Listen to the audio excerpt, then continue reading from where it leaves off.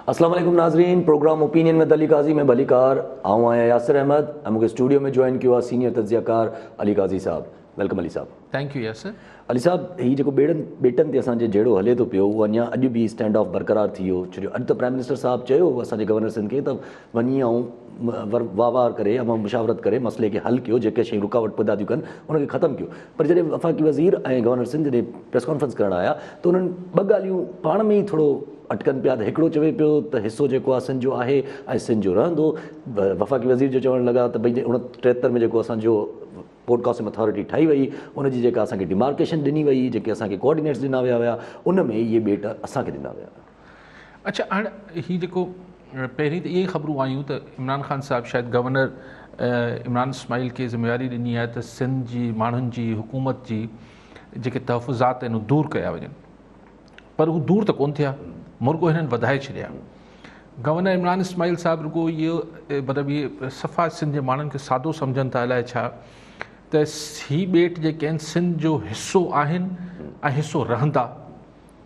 बाक़ी अथॉरिटीज़ वफ़ाक़ी हुकूमत जी हूंदी, वाह वाह, असां रुगो हिन ॻाल्हि में ख़ुशि थी वञूं त गवर्नर साहिबु ज़बानी तौर ते इहो चई वियो त हीउ सिंध जो हिसो आहिनि ऐं सिंध जो हिसो रहंदा। भाई लफ़्ज़ इस्तेमालु अगरि तव्हां चओ था त हिसो आहिनि, माना सिंध जी जेके एज़ अ प्रोविंस टेरिटरी में अचनि था, त वफ़ाक़ी हुकूमत की ऑर्डिनेंस जारी बि करे पोइ तव्हां गवर्नर सिंध चई आहे न इमरान ख़ान साहिब खे त बाबा त ऑर्डिनेंस वापसि वठो। पोइ बतौर सिंध जे गवर्नर जे सिंध हुकूमत जी रिकमेंडेशन या सिफ़ारिश ते पोइ सिंध जो गवर्नर ई ऑर्डिनेंस कढे ऐं उहा अथॉरिटी बि सिंध हुकूमत जे अंडर हुजे। बसि रुगो चई छॾिजे त बसि ख़ुशि थी वञूं, वाह वाह साईं, कमाल करे छॾियो गवर्नर साहिबु त इमरान इस्माइल साहिबु त हीउ सिंध जो हिसो आहिनि, हिसो रहंदा। अरे हिसो आहिनि मञो बि पिया, पोइ वरी इहो चओ था त न ऑर्डिनेंस त ठीकु आहे, ऐं सां हीअ तरक़ी थींदी, पोइ 1.5 लख माण्हुनि खे नौकरियूं मिलंदियूं, पोइ 50 अरब डॉलर अची वेंदा, पोइ असीं दुबई खां बि वॾो हिते मुक़ाबले में दुबई खां बि अॻिते हलिया वेंदासीं।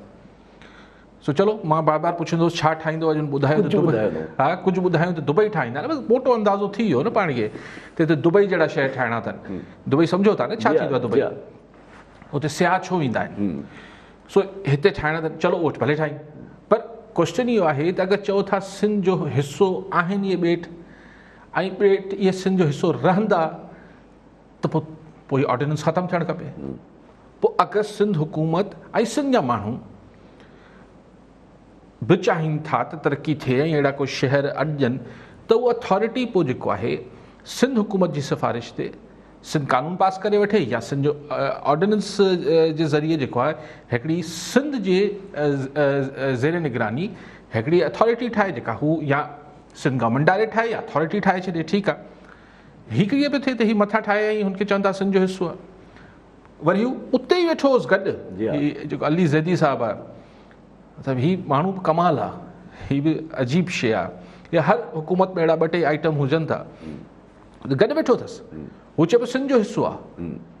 अली ज़ैदी साहब फरमाए थो त 1973 में जेको आहे उहो ही ज़मीन असांखे जेके डिमार्केशन थी पोर्ट कासिम खे मिली हुई, इहा जेका आहे ही ॿेट हुन में हुआ। भाई अगरि ॿेट हुआ त सवाल इहो आहे त तव्हांखे इहे डिमार्केशन करे कंहिं ॾिनी ज़मीन? इहा ज़मीन आई किथां? ज़ुल्फ़िकार अली भुट्टो शहीद जे दौर में थियो, ZAB जेको आहे अथॉरिटी ठाही, हीअ ज़मीन कंहिंखां वठी ॾिनी तव्हांखे? हीअ कंहिंखां वठी ॾिनी? सिंध हुकूमत खां। सिंध हुकूमत खां तव्हां छो वरिती? हीअ जेके डिमार्केशन थी या छा लफ़्ज़ इस्तेमालु पियो करे, कोऑर्डिनेट्स जेके आहिनि या हीअ डिमार्केशन या हीअ जेका छा चइबा आहिनि पाण ज़मीन जी छा थींदी आहे, पर डिमार्केशन टेरिटरी, हा उहो जेको थींदा आहिनि न उहो ख़ासि हिकिड़ी मुख़्तियारकार कंदा आहिनि न अची। सो उहा ज़मीन अगरि तव्हांखे 73 में सिंध ॾिनी, तव्हां छाजे लाइ वरिती? पोर्ट कासिम लाइ वरिती। पोर्ट कासिम जे ही इस्तेमाल में न आई। हाणे तव्हां चओ था त असीं हिन ते हाणे फ़िलहालु शहर था ॾे वठूं, छाकाणि त असांखे 1973 में छाजे लाइ ॾिनी वई? पोर्ट कासिम लाइ, पोर्ट पर्पज़ लाइ। त तव्हां हुते जेटीज़ ठाहींदो, छा ठहंदो, जीअं बि थियो, तव्हां उहो न कयो, त तव्हां हाणे चओ था असीं फ़िलहालु शहर था ॾे वठूं। सुभाणे अगरि पोर्ट कासिम जी ॿी का ज़मीन पई हुजे या स्टील मिल्स खे अगरि ॾिनी वई उन ज़मीन, त हिते छा मतिलबु पार्क ठाहे वठंदो? हिते ॾिसो का ॻाल्हि आहे, का मुहाड़ा यानी ॿिए लफ़्ज़नि में ही जो चए तो हमारी है, अथॉरिटी की, अथॉरिटी को दी किसने ज़मीन? सिंध ने दी। किस मकसद के लिए दी? पोर्ट कासिम के लिए दी। वो पोर्ट के इस्तेमाल में नहीं आई तो आप शहर कैसे बना रहे भाई? चेंज ऑफ यूज़ है ना।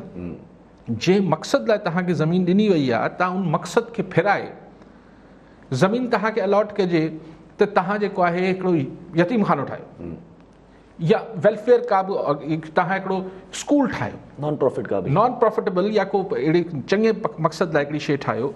सिंध सरकार तव्हांखे एकड़ ज़मीन लिखी ॾिए थी, तव्हां चओ त उहो त ठीकु थी वियो, फ़िलहाल नथो ठहे यतीम खानो या को स्कूल या को हॉस्पिटल, तव्हां हिते इहे कया थो त 5 माड़े जी इमारत थो ठाहे वठां, या शॉपिंग मॉल थो ठाहे वठां। तव्हां कीअं था ठाहे सघो?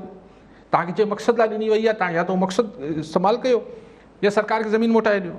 सो अगरि पोर्ट कासिम खे पंहिंजे के पोर्ट जे मक़सदनि लाइ इहो ॿेट इस्तेमालु करणा आहिनि त हिकिड़ी ॿी ॻाल्हि थी। पोइ चवनि था त ही अनक्लेम्ड लैंड आहे। अनक्लेम्ड लैंड न आहे चवनि था, अगरि हुजे हा त पोइ सिंध वटि हुजे हा। अच्छा, अनक्लेम्ड न आहे, ठीकु आहे न। आर्टिकल 172 खे कोट पिया कनि, उनमें अॻिते त पढ़नि कोन था त 12 नॉटिकल यानी 22 किलोमीटरनि ताईं जेका ज़मीन आहे क्लेम्ड और अनक्लेम्ड उहा सूबे जी मिल्कियत आहे। सो ही ॿई ॼणा अॼु भुरगो ॿरंदे ते तेल विझी विया आहिनि। ही को सिंध खे थधो करण बदिरां अञा मचाए विधो अथनि। मूंखे सम्झ नथो अचे। ॾिसो, आउं बार बार पहिरें ॾींहं खां चवां पियो, तरक़ी जे ख़िलाफ़ु नथा थी सघूं।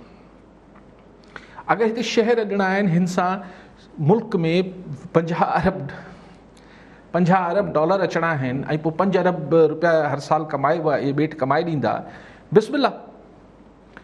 पर इहो पहिरीं त मञियो न ही सिंध आहे। ऐं जॾहिं तव्हां मञींदव त सिर्फ़ु ज़बानी न मञो, तव्हां लिखत में पंहिंजो जेको ऑर्डिनेंस जारी कयो अथव, अथॉरिटी ठाही अथव, इहा ख़तमु कयो। ऐं पोइ सूबाई हुकूमत खे सिंध जे माण्हुनि खे ऑन बोर्ड वठो ऐं पोइ मशावरत सां अगरि का अथॉरिटी बि ठाहिणी आहे त उहा सिंध हुकूमत ठाहे। सिंपल ॻाल्हि आहे।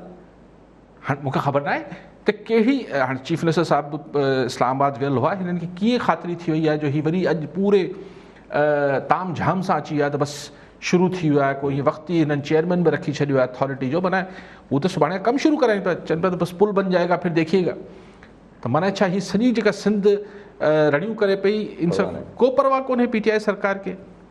चलो ठीकु, अली साहब कॉलर वठी वठूं। गाज़ी ख़ान सोलंकी दादूमा जी। सोलंकी साहब छा चवणु चाहींदा? सलाम अली साहब खे, चैनल पूरे खे, टीम खे। ॻाल्हि इहा आहे त जेको वफ़ाक़ी वज़ीर अली ज़ैदी ऐं ही बयानबाज़ी था कनि त सिंध गवर्नमेंट सां असांजी शराकत थींदी, मिल्कियत ॿेट त सिंध गवर्नमेंट जा थींदा। पर ही सॼी जेको आहे सो वफ़ाक़ी सरकार जी जेको आहे सो बदनीयती आहे। ऐं जेको जॾहिं असांजी मिल्कियत आहे ॿेट, असांजा हाणे सिंध जा ॿेट आहिनि, सिंधी माण्हुनि जा ॿेट आहिनि, सिंधी क़ौम जी प्रॉपर्टी आहे, त पोइ अख़्तियार बि सिंध गवर्नमेंट खे हुजणा खपनि न। पोइ वफ़ाक़ ते इस्लामाबाद में वेही ऑर्डिनेंस नाफ़िज़ था कनि जेके असांखे मंज़ूर न आहिनि। सिंधी क़ौम खे इहे ऑर्डिनेंस मंज़ूर न आहिनि। साईं बिलावल ज़रदारी साहिबु देर आया दुरुस्त आहे, ज़बरदस्त हुनजो मौक़ुफ़ आहे ऐं वज़ीर आला सिंध जो मौक़ुफ़ आहे। असीं हुन मौक़ुफ़ सां मुतफ़िक़ आहियूं, पर PTI सरकार जी नियत ते असांखे एतबार कोन्हे को। इन ते अली ख़ान साहिब जन रोशनी विझंदा त महिरबानी थींदी। ठीकु आहे सोलंकी साहब, इन ते ॻाल्हाईंदा पिया अचूं। सो ॻाल्हि अॼु बि, अच्छा पोइ ॿई चवनि पिया असीं सिंध के बेटे हैं। सिंध जा पुट जेके आहिनि वञी पंहिंजी ज़मीन, छाकाणि त ॿई हींअर वफ़ाक़ जा नुमाइंदा आहिनि, बिस्मिल्लाह। हिकिड़ो वफ़ाक़ी वज़ीर आहे, ॿियो गवर्नर बि वफ़ाक़ जो नुमाइंदो हूंदो आहे। पर आहियो अगरि सिंध जा पुट आहियो त को ॻाल्हि त आउं चवां थो वहिंवार जी ॻाल्हि कयो, आउं नथो चवां त धुर बि थियो। आख़िर इहो मञण में अगरि को अॼु गवर्नर साहिबु चवनि पिया त सुभाणे जेका आमदन थींदी उहो बि सिंध खणंदी, जॾहिं तव्हां एॾा सख़ी हातम ताईं थियल आहियो त भला मसइलो केतिरो आहे? मसइलो छा आहे त इहा ऑर्डिनेंस वापसि वठो ऐं सिंध हुकूमत हिकिड़ो नओं ऑर्डिनेंस ठाहे, हुनमें 19 जेके सिंध जा ख़दशा आहिनि उहो हुनमें एडजस्ट थियनि, मतिलबु हुनखे हुनजो सदेबात थिए ऐं ठाहे वठो, तरक़ी करायो न। अगरि सुभाणे तव्हांखे टैक्स बि सिंध खे ॾियणो आहे, नॉमन तेल उतरेगा, त भाई पोइ त मसइलो ई कोन्हे न। गवर्नर साहब पंहिंजे वातां चए पियो सिंध का हिस्सा था, सिंध का हिस्सा रहेगा, बिस्मिल्लाह। पोइ सिंध जे थ्रू करायो न। जे कराची में बि तरक़ियाती कमु तव्हां सिंध जे थ्रू करायो, जेको गिणायो पिया त असीं K4 ठाहियूं पियासीं, फलाणा कयूं पिया, KCR ठाहियूं पिया, त सिंध हुकूमत सां तव्हां मशावरत ऐं हिकिड़ी गॾियल सलाह मशवरे सां कयो पिया न। हीउ बि उअं कयो, हीउ डायरेक्ट कमु कीअं पियो थिए? पोइ अगरि डायरेक्ट कमु आहे त रावी जेके डेवलप हू आहे जेको ठाहियूं पिया हुते डेवलपमेंट प्रोजेक्ट जेको अर्बन डेवलपमेंट प्रोजेक्ट, उहो पंजाब उते बि वफ़ाक़ पंहिंजो हुनखे डिक्लेयर करे छॾियो न इलाइक़े खे, भाई उते करे थी नथी करे, हुन पंजाब वारनि खे एतिराज़ आहे या न आहे, मां हुन सां न ॿधल आऊं त सिर्फ़ु चवां पियो त भाई तव्हां जीअं ही ज़बानी मञियो आहे गवर्नर साहिबु सिंध जे पुटु त जेको आहे उहो ही जेके ॿेट आहिनि ही सिंध जा हुआ ऐं सिंध जा रहंदा, चलो शुक्र अलहमदुल्ला एतिरी ॻाल्हि वाता निकिती। हाणे अगरि हुआ ई आहिनि त ऑर्डिनेंस वफ़ाक़ मां कीअं पियो अचे, उहो बि सिंध मां जारी करायो। ठीकु आहे सभु कॉलर सां गॾु मोहम्मद हनीफ़ चारण दादूमा जी। चारण साहब छा चवणु चाहींदा? अस्सलाम वालेकुम साहब। वालेकुम अस्सलाम। गाय साहब असां अर्ज़ो त इन बेटनि जे बारे में जेको आहे सो सिंध हुकूमत जेको आहे सो NOC ॾिनी आहे त उहा बेट जेको आहे सो पंहिंजे वफ़ा खे ॾियो, ऐं उन खां असांजो चवणु इहा सिंध जी हुकूमत सिंध जा इहे बेट आहिनि, सिंध जी मिल्कियत आहे। ऐं जेकॾहिं इमरान ख़ान इहे बेट ॿाहिरि मुल्कनि खे ॾिए थो त उहो को हुते मस्जिद कोन ॾाईंदो या इबादत गाह कोन ॾींदो, उते फाश छॾा ठहंदा ऐं जेको आहे सो अयाशियूं थींदियूं, पोइ उन जी मिल्कियत पाकिस्तान खे मिलंदी।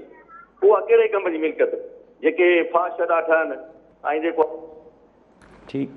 ठीकु आहे चरण साहब सही हाणे इहो त बात जी ॻाल्हि आहे न। आऊं त हिन बहस में न पियो पवां त हुते भले 120 गज़ जा प्लॉटिंग करे विकिणो पिया, तव्हां हुते छा ठाहियो पिया, तव्हां हुते को मॉडर्न सिटी ठाहियो पिया, तव्हां हुते को वाटर स्पोर्ट्स जो कंदो त जीअं वधि में वधि सियाह अचनि, तव्हां छा कयो पिया उहो बात जी ॻाल्हि आहे।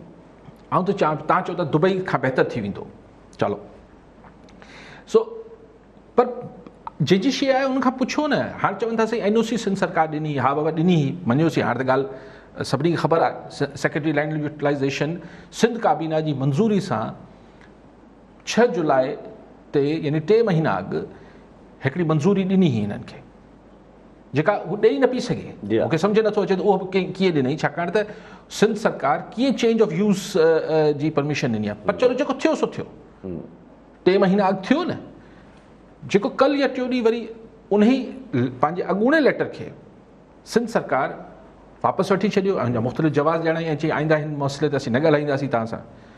त भई जे NOC अगरि तव्हां वरिती त माना थियो त हीअ सिंध जी मिल्कियत हुई, जंहिं धणी तव्हांखे इजाज़त ॾिनी, उहो धणी तव्हांखां इजाज़त वापसि पियो वठे, तव्हां अॻूणे वारी NOC ते गंढ ॿी वारी NOC जो छा थींदो? पर तव्हां ॾिसो त हाणे अजीब सिलसिलो आहे त पीपल्स पार्टी हिन ऑर्डिनेंस खे रद्द कराइण लाइ क़ौमी असेंबली में जेका आहे रिथ पेश कई आहे, नेशनल असेंबली, जॾहिं की अगरि ही सेनेट में दाख़िल कराया त सेनेट में पीपल्स अपोज़िशन जी अक्सरियत आहे। ऐं अगरि हिकिड़ो हाउस बि जेको जेतिरो मूंखे ॿुधायो वियो आहे कानून में, हिकिड़ो हाउस बि अगरि ऑर्डिनेंस खे रद्द करे या त ऑर्डिनेंस उॾामी वञे हा त सेनेट में ज़ाहिर इम्कान वधीक हो त जेका अक्सरियत आहे अपोज़िशन वारनि जी त इहो ऑर्डिनेंस उॾामी वञे हा। पीपल्स पार्टी यानी क़ौमी असेंबली पेश करायो जिथे अक्सरियत में न आहियूं, हिन जी मंतक अजीब ॿुधाई वञे थी। हिन जी मंतक जेका पीपल्स पार्टी वारा दोस्त ॿुधाइनि था उहे ॿुधाइनि था त सही क़ौमी असेंबली में इन करे पेश कई आहे त भले GDA वारा MQM वारा एक्सपोज थियनि, अरे बाबा तव्हांजी सियासी पॉइंट स्कोरिंग त पोइ ॾिसंदासीं। हीअं त ॻाल्हि इहा आहे त हीअं त पीपल्स पार्टी खे पॉलिटिकली बि वधीक सूट करे आहे त अगरि हू सेनेट मां हिन ऑर्डिनेंस खे रद्द कराए छॾे हा। अलाए छो विया आहिनि क़ौमी असेंबली में जिथे अक्सरियत ई कोन अथनि। पर हाणे उन्हनि जी हिकमत अमली हू छा था कनि, लेकिन बेसिकली जेको आहे अॼु हिननि ॿिन्ही गवर्नर ऐं हिन जी गुफ़्तगू खां पोइ ईअं लॻो अली ज़ैदी जी त सिंध जे सॼे रद्द अमल जी PTI सरकार खे वफ़ाक़ी हुकूमत खे का परवाह कोन्हे। बसि हुननि जो इहो ई आहे त बसि डेवलपमेंट थींदी, तव्हां रोकियो था पिया, बसि बयानु ईअं त इहो थो अचे पियो। बट ॾिसो हाणे ॻाल्हि इहा आहे त हिकिड़ी अजाई ॻाल्हि मतिलबु हिते ज़िद कयो बीठा, तव्हां तरक़ी मुखालिफ़ आहियो, तरक़ी जा दुश्मन। अरे भाई चऊं पिया न तरक़ी करायो, पर सिंध जी मार्फत करायो न। जंहिंजी जॻह आहे हुनजे हथां कराए वठो न तरक़ी। ऐं भले अथॉरिटी ठाहे छॾियो, चलो हिते हिकिड़ो आहे त सही करप्शन थिए थी, फलाण थिए थो, पैसा हेठि मथे थी वेंदा, ओके, तव्हां अथॉरिटी ठाहे छॾियो, हुनखे ट्रांसपेरेंट करे छॾियो, फेडरल हुकूमत पाण हुन में पार्टिसिपेट करे वठे। पर कॉलर वठी वठूं पहिरियों, पोइ हिन ते अचूं था। शाहजहान मलुकाणी सांगड़ मां। जी मलुकाणी साहब, छा चवणु चाहींदा? सर पहिरीं त सलाम ॿिन्ही दोस्तनि खे, अली काज़ी साईं तव्हांखे। मुंहिंजो सुवालु इहो आहे त राति नदीम मलिक जे प्रोग्राम में सदर साहिबु चयो त इहे ॿेट जेके आहिनि उहे वफ़ाक़ जी मिल्कियत आहिनि। अॼु अली ज़ैदी ऐं गवर्नर साहिबु चयो त इहे ॿेट जेके आहिनि उहे सिंध जी मिल्कियत आहिनि, सिंध जी रहंदा। हाणे या त राति कूड़ ॻाल्हाइण ते सदर साहिबु माफ़ी वठे पूरे सिंधी क़ौम खां, या त अॼु गवर्नर साहिबु ऐं अली ज़ैदी अगरि चयो थो त सिंध जी मिल्कियत आहिनि, राति सदर कूड़ हयो आहे या अॼु ॿिन्ही जेके गवर्नर आहिनि हिननि कूड़ हयो आहे? असांखे इहो पुछणो आहे सर ॿिन्हिनि खां। ठीकु आहे मलुकाणी साहब। सही ॾिसो, अॼु अली ज़ैदी कोन चयो आहे त सिंध जो हिसो आहिनि या मिल्कियत जो लफ़्ज़ ॿिन्ही इस्तेमालु न कयो आहे। अली ज़ैदी त ज़िद गंढ ॿधियो बीठो हो त ही जेको आहे कोट कासिम जी ज़मीन आहे, उनजा अजीब ग़रीब जवाज़ आहिनि। लेकिन बहरहाल हुनजो अॼु बि हू हुन ॻाल्हि सां जेको अलवी साहिबु, अगरि मूं कोन ॿुधो आहे अलवी साहिबु सदर साहिब खे, अगरि तव्हां चओ त हुन चयो त अली ज़ैदी अॼु बि हुते बीठो आहे। बाक़ी गवर्नर साहिबु जेको सदर जो नुमाइंदो हूंदो आहे, हुन इहे लफ़्ज़ चया आहिनि त सिंध जो हिसो हो ऐं रहंदो। ॻाल्हि इहा आहे त इहो मुंहिंजे ख़्याल आहे हिकिड़ी ज़बानी तशफ़ी ॾियण लाइ, तसली ॾियण लाइ सिंध जे माण्हुनि खे त यार न न न बसि असीं इहो बसि थोरो ईअं आहे, कोई मसइलो कोन्हे, तव्हांजी आहे शइ, तव्हांजी आहे, असांजे कब्ज़े हेठां शइ तव्हांजी आहे। ही उहो हो, मतिलबु हिन में हाणे कूड़ सच तव्हां नथो लफ़्ज़ इस्तेमालु करणु चाहियां, बट बेसिकली इहो उहो हो। लेकिन ॾिसूं त अॼु हींअर नासिर शाह साहिब जो हींअर पंहिंजे शो जे शुरू थियण खां पहिरीं बयानु पढ़ियोसीं त अगरि सिंध जा पुट आहिनि त पोइ गद्दारी कीअं पिया कनि, ऐं ही ॿेट जेके आहिनि, जॾहिं की कुझु अर्सो अॻु ख़ुदि नासिर शाह साहिब जो बयानु पाण ॿुधो हो त हुन चयो त तरक़ी थिए पई त ख़ैर जहिड़ी ॻाल्हि आहे, पर हाणे ज़ाहिर चेयरमैन साहिब जे बयानु, बिलावल साहिब जे बयानु खां पोइ ज़ाहिर पीपल्स पार्टी पंहिंजो नैरेटिव चेंज कयो आहे, थियणो बि हो, ऐं सिंध जे माण्हुनि जो बि हिन ते रिएक्शन आहे। लेकिन क्वेश्चन इहो आहे त हिन खां पोइ ॻाल्हि किथे वेंदी? अगरि हू कंढ ॿधियो बीठा आहिनि ऐं ज़ाहिर सिंध, त पोइ ही सिंध जी रायामा खे, ख़ल्क़े ख़ुदा जी हिकिड़ी पूरी रायामा खे उर्दू में चइबो आहे न रोंदना, यानी तव्हां सफ़ा ईअं इग्नोर कयो था, रद्द कयो था, इहा को सुठी शइ त न आहे। पर हाणे मूं अॼु हींअर ॾिठो पिए टाइम न्यूज़ ते त असांजे दोस्तनि शहाब साहिबु उहे वञनि पिया कोर्ट में, मर्ज़ी त आउं त नथो सम्झां त इहे मामला कोर्ट में वञणु खपनि। मतिलबु सिंध जे माण्हू कॾहिं बि कालाबाग डैम जे ख़िलाफ़ु कोर्ट में न विया आहिनि, छाकाणि अगरि अदालती फ़ैसिलो अची वियो त पोइ छा थींदो? सो ही कुझु मामला, बाक़ी त उस्तो साहिबु वधीक बहितर सम्झंदा हूंदा, लेकिन आउं हिन जे हक़ में न आहियां। अली साहब, पर जीअं गवर्नर साहिब जो बि चवणु त असांजी नज़र न आहे कंहिं बि शइ ते, वफ़ाक़ी सरकार जो सिर्फ़ु इहो इंट्रस्ट आहे त FDI फॉरेन डायरेक्ट इन्वेस्टमेंट जेका ईंदी असां वटि, जेका पैसा लॻंदा असां वटि, असांजो इंट्रस्ट सिर्फ़ु उस ताईं आहे, बाक़ी जेको उन मां रेवेन्यू जनरेट थींदो उहो सिंध सरकार खणंदी। त इहो मैकेनिज़म त सम्झायूं कोन त इहो कीअं थींदो? डायरेक्ट इन्वेस्टमेंट त हूअं ई वफ़ाक़ी सरकार खणी ईंदी आहे, पर पोइ न प्रोविंस डायरेक्ट वठी सघे थो न। लेकिन ॾिसो, प्रोविंस ईंदो त स्टेट बैंक जे थ्रू न, ज़ाहिर ही को हुंडी जे ज़रिए त पैसा कोन ईंदा न। ॻाल्हि इहा आहे त अगरि पाकिस्तान में पैसो अचे पियो त चाहे कि सिंध जे प्रोजेक्ट जंहिंजे मथां सिंध गवर्नमेंट लिखियलु आहे उन प्रोजेक्ट में डॉलर अचनि पिया, या पाकिस्तान हुकूमत लिखियलु आहे उन में डॉलर अचनि पिया, या पंजाब हुकूमत लिखियलु आहे, कुझु बि KPK लिखियलु, पैसो त पाकिस्तान में अचे पियो न। त अगरि का ॿी दिलचस्पी न आहे वफ़ाक़ी हुकूमत खे त ही बोर्ड हटाए छॾियो, पराई मिल्कियतनि ते बोर्ड न हणणु खपनि। जॾहिं मञो बि था पराई मिल्कियत आहे त उन ते बोर्ड न हणो, हिन ते हू रखो जेको जंहिंजी मिल्कियत आहे, ऐं सिंध जी मिल्कियत आहे त सिंध हुकूमत लिखी छॾियो, सिंध ही हिकिड़ो सिंध आइलैंड अथॉरिटी या whatever, I don't know छा जो नालो जेको बि, Pakistan island development authority, Pakistan बिस्मिल्लाह, ठीकु आहे, बट अथॉरिटी जेका आहे हू सिंध जे पारां क्रिएट थियणु खपे, ऐं उनखे सिंध जेको आहे हू डील करे। सिंपल आहे, पैसा त पाकिस्तान में ईंदा, ऐं उहे गवर्नर साहिबु चए थो जेका हिन मां आमदनी थींदी उहे भले सिंध सरकार खणी वञे, सिंध हुकूमत खणी वञे, त बसि पोइ ठीकु आहे न। ठीकु अली साहब, कॉलर वठी वठो। मोहम्मद यूसुफ तईम कराची मां। जी तईम साहब, छा चवणु चाहींदा? अस्सलाम वालेकुम सर। वालेकुम सलाम। अली काज़ी साहब, सलाम वालेकुम। वालेकुम सलाम। जी ॿुधंदो। हेलो सर, यूसुफ को ॻाल्हायां गुलिस्तानी जोर खां। जी जी, छा हाल आहे सर, ख़ुशि आहियो? बिल्कुलु ठीकु। तव्हां पंहिंजी ॻाल्हि कयो, का ॻाल्हि करणी आहे, को सवाल करिणो आहे? हा सर, ॻाल्हि इहा करणी हुई त तमामु ग़रीब माण्हू हिन वक़्तु परेशान आहे, एतिरी महांगाई पाए त तव्हां थोरो इन महांगाई ते ज़रूरु पंहिंजे चैनल ते ॻाल्हायो त ग़रीब माण्हू हिन वक़्तु जेको त टे टाइम जी रोटी त हाणे हू हिकु टाइम बि नथो खाई सघे, वॾो वीचारो परेशान आहे।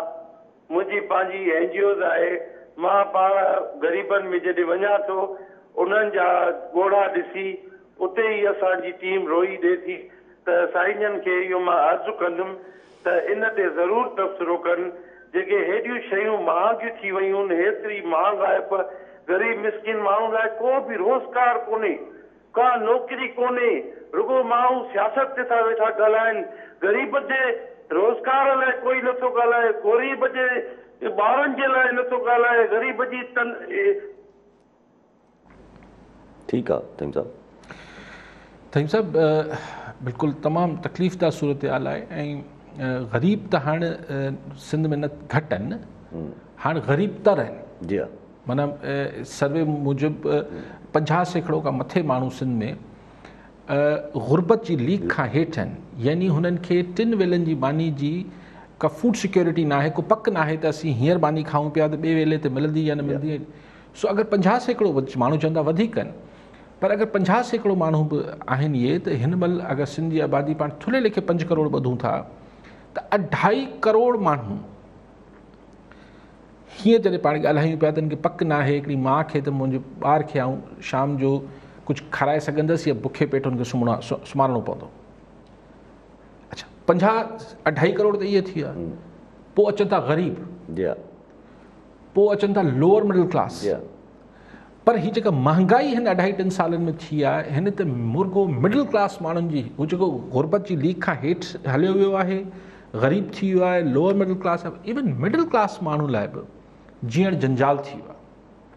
अॼु वरी बिजली वधाए छॾी अथनि 83 पैसा फी यूनिट। बिजली को अयाशी न आहे यार, बिजली हिकिड़ी ज़रूरत आहे। सो क्वेश्चन इहो आहे त आख़िर कीअं माण्हू कीअं सर्वाइव कनि। पर थईम साहिबु आउं तव्हां सां हिन में हिकिड़ी बारीकी में इख़्तिलाफ़ थो कयां। ॾिसो जॾहिं सियासत ते ॻाल्हाइजे थो हीअ गुरबत छो थी आहे, हिकु 73 सालनि में जेका ग़लति हुक्मरानी जा फ़ैसिला थिया आहिनि इहे उनजो असीं नतीजो भोॻियूं पिया न।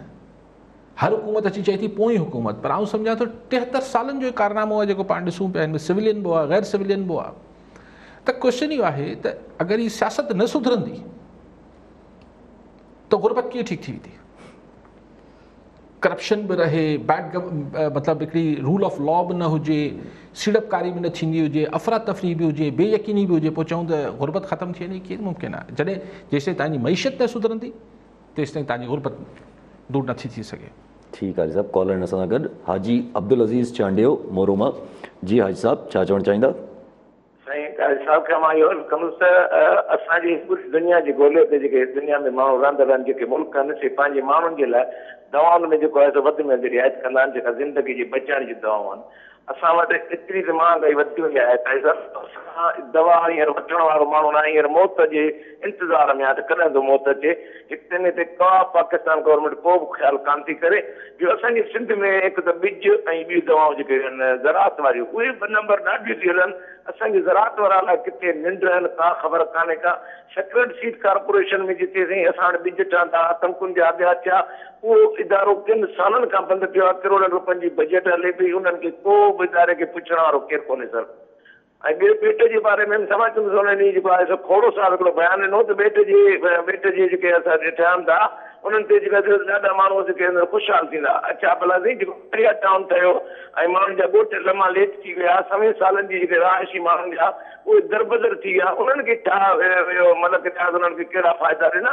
जेकॾहिं ॿेट ठहंदा त उन्हनि जे मुहाणनि खे कहिड़ो फ़ाइदो मिलंदो। उहे त मुहाणा वीचारा अॻे ग़रीब मिसकीन जेके कमाइण वारा आहिनि उन्हनि जी अॻे वीचारनि जी ज़िंदगी रोटी रोज़ी जी तकलीफ़ आहे। उन्हनि खे ॿेट ठहण माण्हुनि खे छा मिलंदो, छा उन्हनि खे को फ्री में प्लाट मिलंदा, उन्हनि खे फ्लैट मिलंदा। ठीकु आहे, ठीकु आहे चांडियो साहब। जी चांडियो साहब, तव्हां जेका शुरू में ॻाल्हि कई दवाउनि वारी, उहा त बिल्कुलु हिकिड़ी तमामु तकलीफ़दार ॻाल्हि आहे। हाणे त हर हंधि इहो ॿुधण जेके इंसुलिन जेके शुगर जे पेशेंट हणण वारा आहिनि उन्हनि लाइ जेको ॾींहं में 2-3 दफ़ा जेतिरे दफ़ा डॉक्टरनि चई आहे, माना अगरि हू 200 टाइम्स महांगी थी वई आहे त माना हुनखे 3 दफ़ा कीअं हणंदो। सो माण्हू वाकई में ॾाढी तकलीफ़ था सूरत हाल आहे। महांगाई हर शइ में वधी आहे, पर दवाऊं ऐं खाद खुराक में वधण माण्हुनि लाइ पोइ आख़िर किथे वञे? दवा को माण्हू शौक़ पे त कोन खाईंदो। ॿी ॻाल्हि साईं कई त बेटनि जे बारे में कयूं त न, बेटनि खां पहिरीं कुझु कयूं। एनीवेज़, सो सही ॻाल्हि इहा आहे त ॾिसो, तरक़ी त ज़रूरु थियणु खपे, ऐं वरी चवां थो, बट हुन जेको मोह मोहांडो हूंदो आहे, अगरि हिते आइलैंड्स ठहनि था, शहर अॼनि था, ऐं अगरि हिते वाकई में फॉरेन इन्वेस्टर्स अचनि था, त लामुहाला अगरि हीउ पुल ठहे थो कराची हुन में, त लामुहाला हिते जेको लेबर आहे उहो कराची मां, हैदराबाद मां हितां स्किल्ड लेबर वेंदो, सभु जो सभु ॿियनि सूबनि मां कोन अची वेंदो, या जेके फॉरेन इन्वेस्टर्स आहिनि कोन वठी वेंदा। पैसे जी रेल पेल थींदी, हिन में को मूंखे शक शुबो न आहे। पर हाणे 1.5 लख नौकरियूं ऐं हीअ सभु ॻाल्हियूं आहिनि, इहे त बाजी ॻाल्हियूं आहिनि। जॉब अपॉर्चुनिटीज़ निकिरंदियूं, अगरि हुते होटल्स ठहंदा, रेस्टोरेंट्स ठहंदा, तफ़रीह जा, त ज़ाहिर आहे उहो माण्हू सभु जा सभु ॿियनि सूबनि मां कोन अची वेंदा, हितां कराची जा माण्हू बि ऐं इंटीरियर सिंध मां बि माण्हू हुते अकोमोडेट थींदा। लेकिन क्वेश्चन इहो आहे, आख़िर वफ़ाक़ हिन होॾ ते, हिन ज़िद ते छो बीठी आहे? इहो सभु कमु तमामु इज़त सां, फज़ीलत सां थी सघे थो, अगरि उहो सिंध हुकूमत सां गॾु वेही ऐं सिंध हुकूमत जेको आहे उहो हिन खे ट्रांसपेरेंट तरीक़े सां एग्जीक्यूट करे, अंडर सिंध गवर्नमेंट एग्जीक्यूट करे, हुते जा मोहाणा आहिनि हुननि खे कॉम्पनसेट कयो वञे, प्रॉपरली कॉम्पनसेट कयो वञे, त हर शइ दुनिया में हल थी सघे थी। लेकिन हाणे ज़िद आहे त पराई शइ ते पंहिंजो बोर्ड लॻाइणो आहे त ठहियो। ठीकु आहे अली साहब। कॉलर हिन सां गॾु अब्दुल गफ़ूर गोपांग लाड़काना मां। जी गोपांग साहब, छा चवणु चाहींदा? साईं अस्सलाम वालेकुम या अली मदद। वालेकुम सलाम। असांजो अली काल साहब खे पहिरियां त मुबारक हुजे, जीअं इहा प्रोग्राम कयो आहे एकता जे हवाले सां, त सिंध कराची सिंध आहे, सिंध जिंद आहे, इहे हुनखे मुबारकूं हुजनि। ॿियो छा टाइम चैनल जी बि साईं खे मुबारकूं हुजनि। ॿुधो न, साईं खे असां ॾाढो मिस कयो हुयोसीं, त ॾाढी ख़ुशी थी आहे साईं वरी आया आहिनि, असां हुन खां कुझु क्वेश्चन कंदा आहियूं, जा असांखे हिकिड़ी दिलजाए थींदी आहे साईं जी। त साईं खे गुज़ारिश आहे, साईं MKM वारा जेको आहे इहो रखी रखी रींगड़ पैदा कनि, त असांखे सूबो अलॻि करे ॾियो कराची ऐं ही भाड़खोर रहनि था सिंध में, सिंध जी खाइनि था, हिननि खे पुराणो रिकॉर्ड कोन था ॾेखारियो त कीअं आया हुया, कीअं असां हिन खे दिलि में जायूं ॾिनियूंसीं। हाणे असां जेके अंदरूनी सिंध वारा आहियूं उहे छा भला भोला भांदर आहियूं जो असांखे हे कोटा सिस्टम ख़तमु कई वञे, हिननि जूं जेके कराची में सहूलियतूं आहिनि ऐं रुॻी गवर्नमेंट जो कराची फोकस आहे, असां जेके अंदरूनी सिंध में रहूं था पिया उहे उन्हनि जो कंहिंखे को ॾुख अहसासु ई कोन्हे त असां कहिड़ी ज़िंदगी पिया था घारियूं, कहिड़े ॾुखनि वारी ज़िंदगी था पिया घारियूं, कहिड़ी बदहाली वारी ज़िंदगी था पिया घारियूं का। ठीकु आहे सर। PSP ऐं SUP जेको आहे उन्हनि खे जवाबु ॾियण लाइ हथ जोड़िया आहिनि, ॿिन्ही यूनाइट थियण लाइ चयो आहे। ॾिसो, आउं इहो चाहियां थो, मां गोपांग साहिब खे बि गुज़ारिश कंदसि ऐं जेके मुंहिंजा ॿुधंदड़ आहिनि अगरि मुंहिंजी गुज़ारिश सां सहमत थी सघनि। ॾिसो, हाणे MKM ऐं उर्दू ॻाल्हाईंदड़नि खे हाणे पाण खे धार करे ॾिसणु घुरिजे। सो हाणे MKM जे पोयां न आहिनि हुनजी हिमायत, उहे न आहे। सो हिकिड़ी जमात आहे, हुनजे हिकिड़ी मथे में उहो वेठल आहे हिकिड़ी, ऐं उहो बि हुननि खे ख़बर आहे थियणो अहिड़ो कोन्हे। हाणे लाश नथा किराए सघनि, तंहिंजे करे ही हिकिड़ी नफ़रत जो ॿियो हिकिड़ो पहलू ॻोल्हे था अचनि। ऐं नथो सम्झां त जेको अक्सरियत आहे, जेके ॿियूं ॿोलियूं ॻाल्हाईंदड़ बि सिंध में रहंदड़ आहिनि, ऐं सम्झां त हू बि सिंध वासी आहिनि, पाण हुननि खे गॾु छो हुननि सां गॾु आहियूं। सो बाक़ी हाणे सही केक कोन्हे जो कटे वेंदा, ऐं इन करे मूं हीअ त ॻाल्हियूं ॿिए हीअ सभु ॻाल्हियूं त बाद में खुलियूं आहिनि। मूं त पहिरीं गुज़ारिश कई पई त हिन दफ़े असां एकता जो ॾियारो कराची सिंध आहे, सिंध जिंद आहे, त इन जे उनवान सां मल्हाइण जो कराची सिंध आहे, असीं कंहिंसां को नफ़रत या कंहिंखे ताक़त जो मुज़ाहिरो न कयूं। ऐं इन करे मुंहिंजी ख़्वाहिश आहे त हिन भेरे गोपांग साहिबु हिन दफ़े कराची अचिजो 6 डिसंबर ते। सियासी सूरत हाल ते अचो, पंहिंजो अॼु मरीम नवाज़ साहिबा जो आहे पंहिंजी पार्टी जेका इजलास उन्हनि घुरायो हिकिड़ो मोबिलाइज़ेशन लाइ, पंहिंजे उनखां वादा बि वरिता अथऊं, उन्हनि खे चयो त नवाज़ शरीफ़ जे नज़रिए सां गॾु बीहंदो, उन्हनि चयो आहे लबैक बीहंदासीं। वरी बिलावल साहिब बि जेको अनाउंस कयो त मां पंजाब जे तौर ते वञा थो पियो, ऐं कमल ज़मा कायरा चयो त भई पंजाब में पीपल्स पार्टी बिल्कुलु तयारु आहे जलसे जे हिसाब सां। होॾां नवाज़ शरीफ़ साहिब जे इश्तिहारी जो नैब जेको आहे उहो चयो आहे त भई हाणे हर थाणे में जेको आहे नवाज़ शरीफ़ साहिब जे इश्तिहार सां गॾु फ़ोटो लॻायो वञे पियो। उन्हनि जाती उमरा जे ॿाहिरां बि चयो आहे नवाज़ शरीफ़ साहिब जो इश्तिहार हयो वञे, ऐं इमिग्रेशन में बि नवाज़ शरीफ़ साहिब खे डिक्लेयर कयो वञे त उहो इश्तिहारी आहे।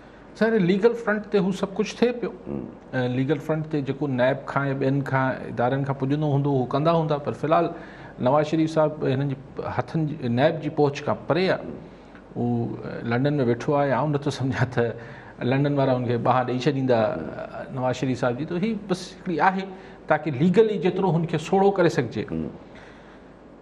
ऐं पोइ सुभाणे ठा थींदो त जीअं मुशर्रफ ज़माने में ॿाहिरि विया हुआ, सज़ाऊं बि हुयूं नवाज़ शरीफ़ खे, वरी ठा थियो त मोटी आया त प्राइम मिनिस्टर थी विया। सो इहा का ॻाल्हि एतिरी न आहे। लेकिन जेको पॉलिटिकल फ्रंट ते कल मौलाना फज़ल रहमान पाण हुन ते ॻाल्हायो पियो ॻाल्हि त मौलाना फज़ल रहमान जी मुलाक़ात थी मरियम नवाज़ साहिब सां, ऐं ज़ाहिर हाणे हिकिड़ो मोमेंटम तेज़ थींदो, छाकाणि 16 अक्टूबर ते पहिरियों जलसो आहे गुजरांवाला में, ऐं ज़ाहिर सभु अपोज़िशन जी पार्टियूं पूरो ज़ोर हणंदियूं त उहो शो को ईअं नाले मात्र न हुजे, वॾो शो थिए।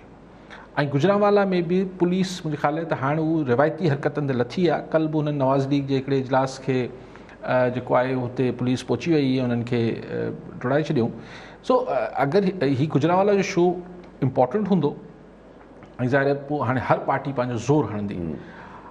हिन महिल ताईं मूंखे लॻे पियो त अपोज़िशन जेके चवंदा न मुड़ी ॾिसण जे मूड में न आहे, फ़िलहाल त हू अॻिते वधे पई।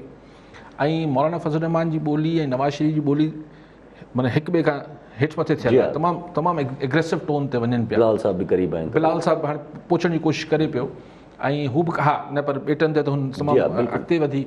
सो ॻाल्हि इहा आहे त ही सिचुएशन एक्सट्रीम ते हाणे मतिलबु वञण लाइ तयारी वठणु शुरू थियो आहे।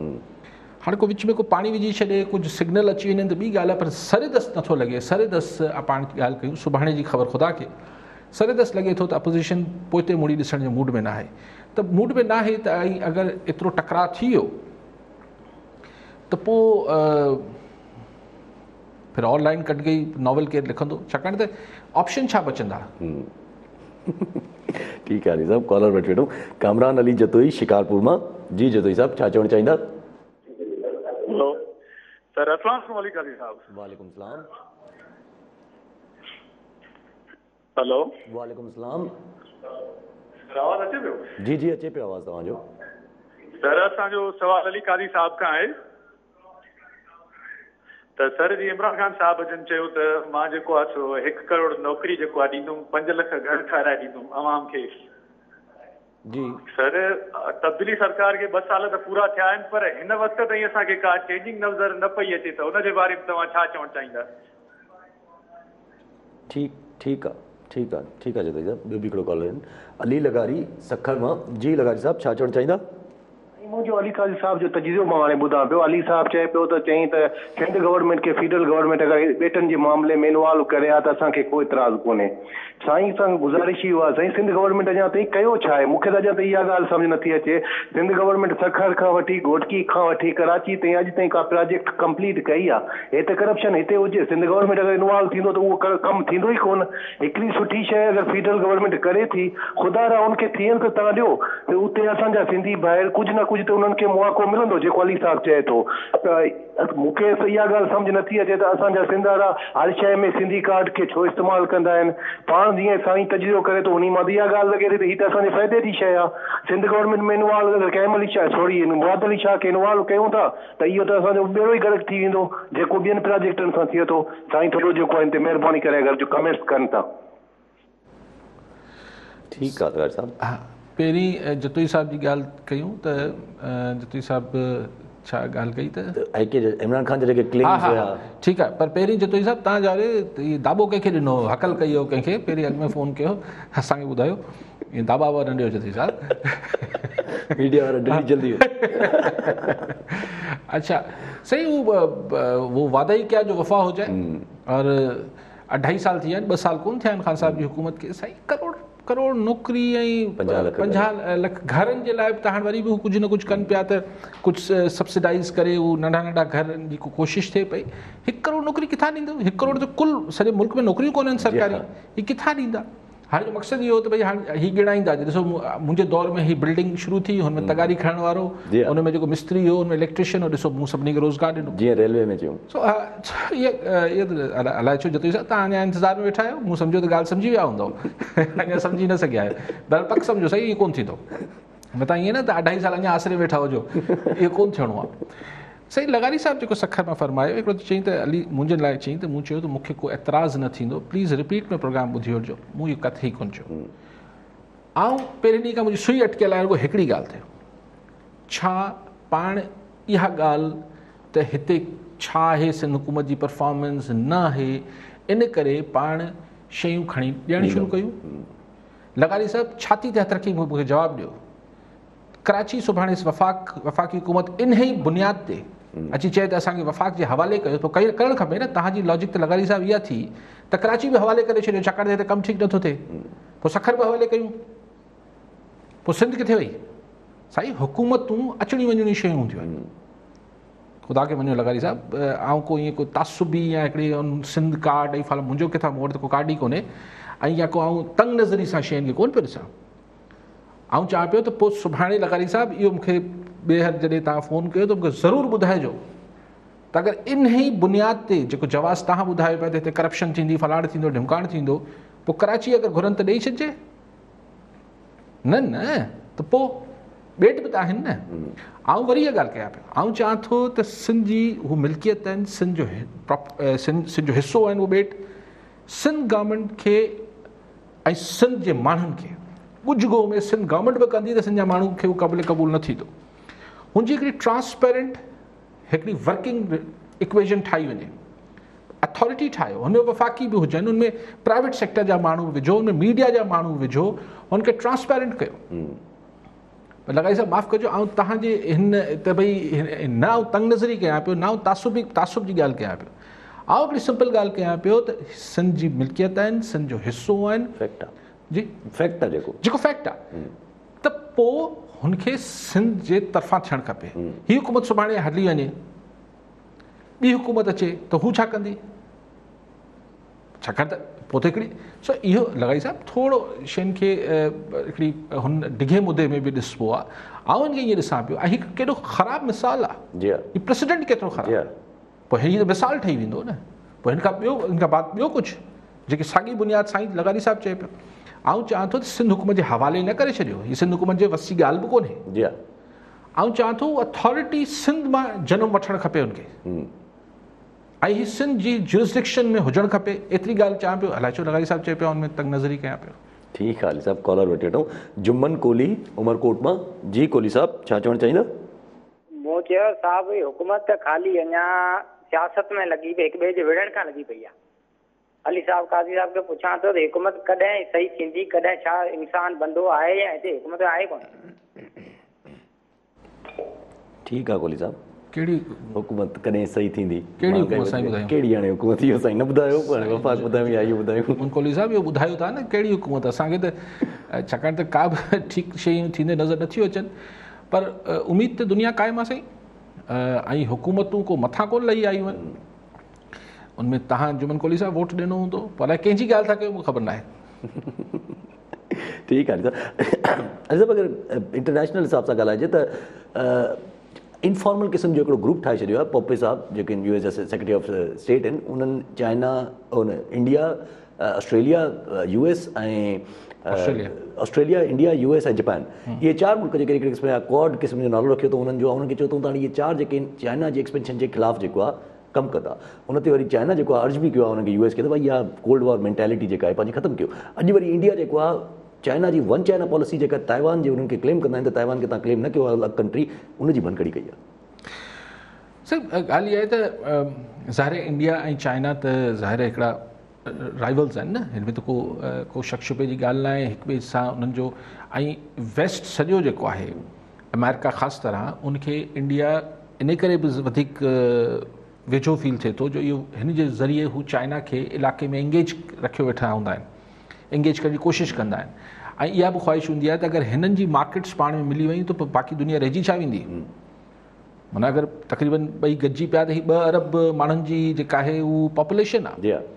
सो हीअ हिकिड़ी, लेकिन जेको जुमिलो चाइना चयो, ऐं इतफ़ाक़ थो कयां इन अ सेंस, मुंहिंजे इतफ़ाक़ करण सां कुझु नथो थिए, त हीअ जेको कोल्ड वॉर मेंटालिटी आहे, छाकाणि त अमेरिका हिकु डिघो अरसो सोवियत यूनियन सां हिकिड़ी कोल्ड वॉर में रहिया, हींअर बि आहे त सही, कोल्ड वॉर त शुरू थी वई आहे, हाणे त डिघी ॻाल्हि थी वेंदी जेको कुझु थिए पियो।